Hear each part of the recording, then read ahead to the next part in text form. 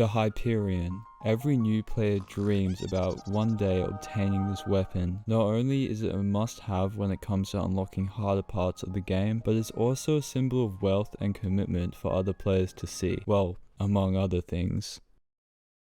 Anyways, the thing is, I've made a video on crafting my Hyperion and a video on maxing it out, but never a video on how I obtained it, and let me warn you in advance, it was not in any way efficient. So, in this video, I'll be sharing what I did getting my Hyperion and what I'd do differently if I had to start over. Basically, I'll be pointing out all my mistakes so that you don't make them yourself.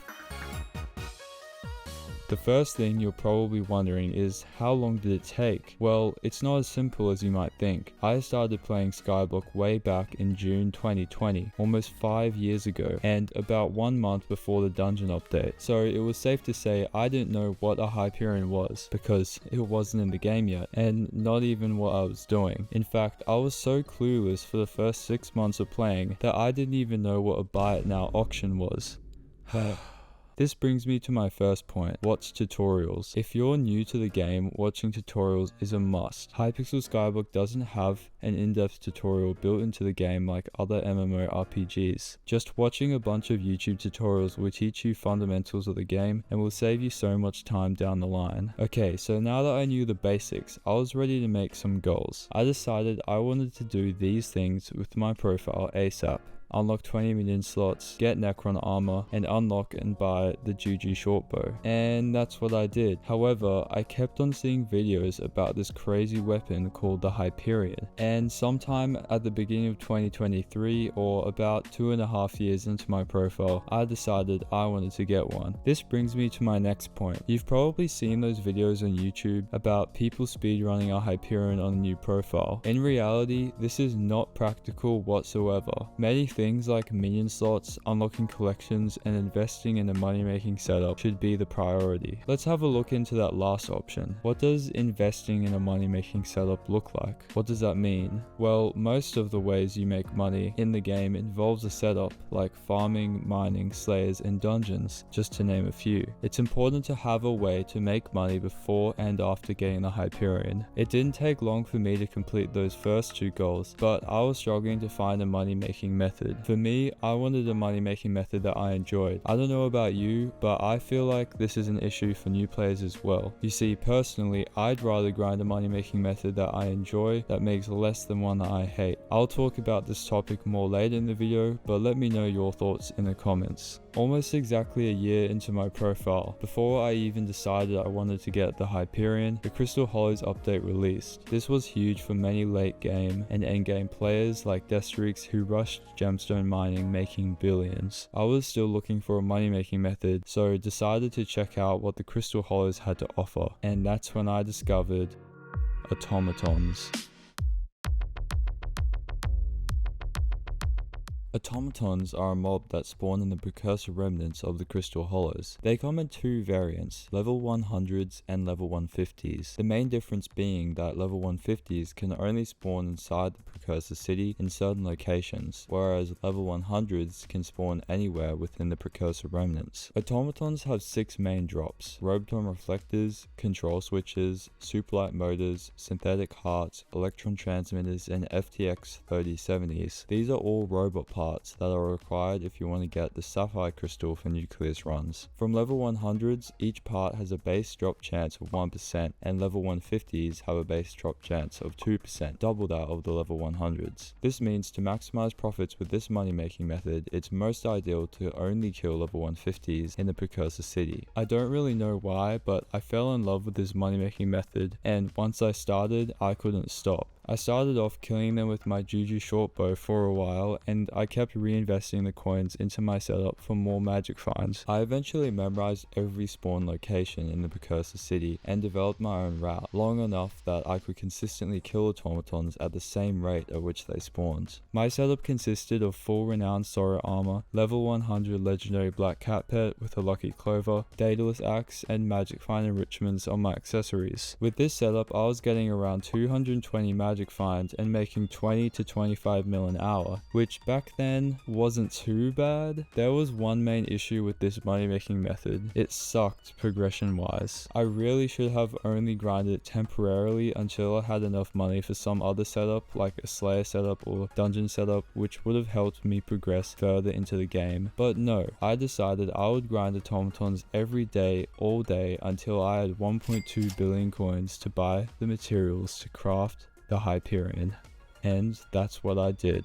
Now you might have noticed I said I grinded for 1.2 billion coins when a fully scrolled Hyperion costed well over 1.6 billion at that time. Well, this is because I sold 400 million coins worth of stuff as well, which I probably shouldn't have done. In general, just don't sell things that are part of setups like pets, weapons, accessories, and armor mainly. You're just gonna see yourself needing it in the future and will most likely have to buy it back for more than it was. Not selling setups also means you can play the game in more ways, and if an update drops where a ton of content is added to some area of the game, like mining for instance, if you had a mining setup, you'd be able to participate straight away. But anyways, after all that automaton grinding and selling 400 mil worth of items, I finally had enough to buy a Hyperion, or should I say craft a Hyperion. You see, I decided to craft a Hyperion which saved me about 100 mil. I buy ordered the scrolls and wither catalysts and paid below lowest bin for a handle through trading directly with a player who wanted to avoid auction time and fees. Also, when I maxed it out, although it took many weeks, I buy ordered every single tier 7 enchant and modifier I needed, saving me 187 million coins. So,